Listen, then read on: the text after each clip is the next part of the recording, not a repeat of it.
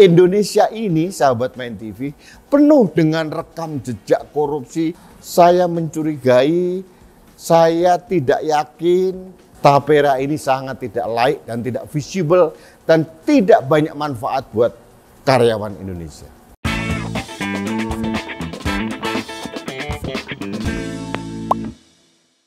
Halo sahabat Main TV, kita bertemu lagi dalam Rudy's Mind. Mohon maaf, sudah lama kami tidak muncul karena kami memang sedang beristirahat. Saat ini kami ada di luar, kita sedang melakukan refreshing sambil memberikan masukan dan opini terkait dengan situasi yang aktual yang terjadi akhir ini. Sahabat Main TV, di Rudy's Mind kali ini saya akan membahas tentang Tapera.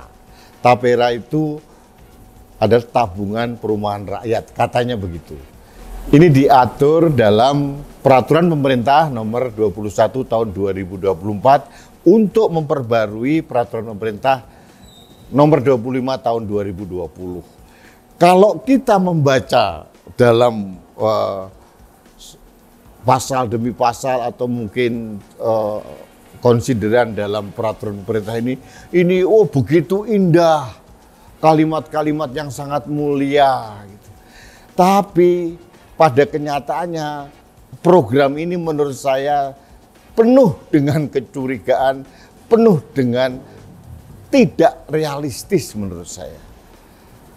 Tapera kalau kita lihat, coba bayangkan, ada pemotongan 3% bagi karyawan swasta maupun karyawan pemerintah ASN. Saya ingin mengajak Anda untuk hitung-hitungan. Katakanlah saya mempunyai penghasilan sebulan 5 juta. Artinya saya akan dipotong ditambah beban 0,5% dari perusahaan saya bekerja, saya dipotong 2,5%, akhirnya jadi 3%. Artinya dalam 5 juta ini ada uang 150.000 per bulan per orang yang kita setorkan ke Tapera. Setahun saya mengumpulkan dana 1.800.000 rupiah per orang.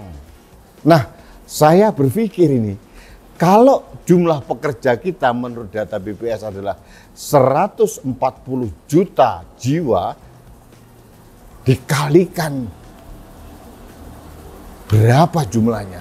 Hitung-hitungan saya per tahun dengan asumsi satu orang yang mempunyai upah 5 juta rupiah dikalikan dengan 3% dan sebagainya, dikalikan dengan 140 juta pekerja, pemerintah mengumpulkan 252 triliun per tahun. Ada beberapa hal yang membuat saya harus menyampaikan kepada publik.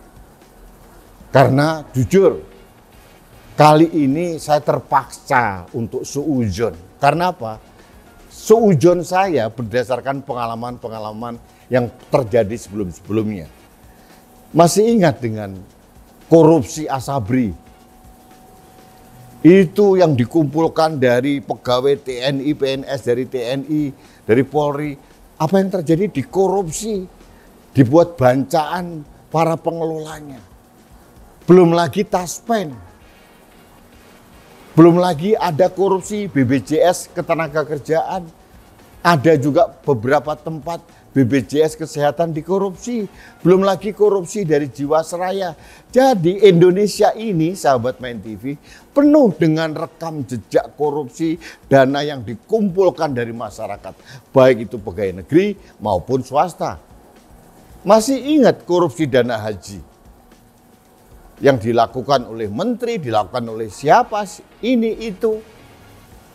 Artinya saya jujur saja kehilangan kepercayaan kepada pengelolaan dana umum masyarakat yang dikelola oleh institusi tertentu. Kalau terjadi apa-apa, siapa yang tanggung jawab? Pak Jokowi? Tidak, beliau sudah jadi mantan presiden, beliau ngukang kaki di rumah, nggak akan lagi tanggung jawab lagi. Menteri Perumahan Rakyat tidak mungkin juga. Karena nanti pasti akan dibentuk lembaga tersendiri.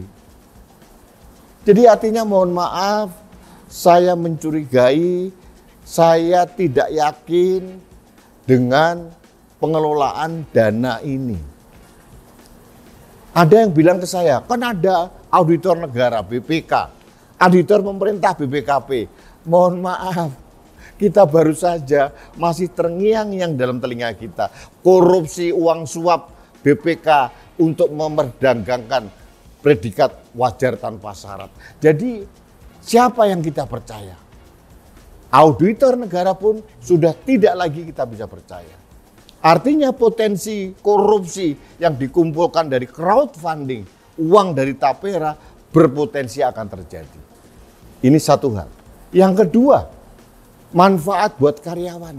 Katakanlah ini, saya seorang pegawai berumur 25 tahun atau 30 tahun lah. 30 tahun.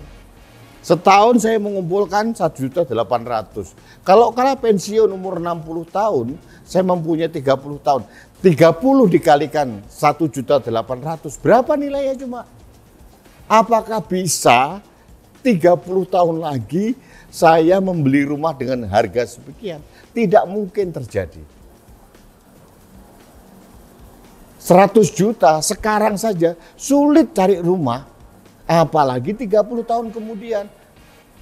Setiap tahun ada perkembangan harga properti. Jadi sangat tidak realistis dan tidak bermanfaat buat karyawan. Itu yang kedua.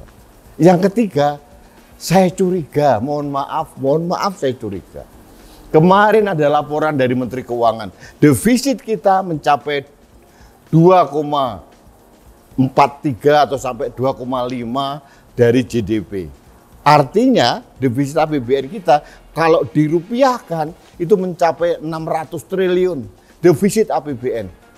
Belum lagi nanti pemerintahan baru, APBN tahun 2025 pasti akan defisit lagi. Pemerintahan baru mempunyai program baru, makan siang gratis, sarapan gratis atau apalah. Pasti membutuhkan dana lagi, ditambah katanya Pak Prabowo akan membengkakkan jumlah kementerian dan lembaga di bawah presiden.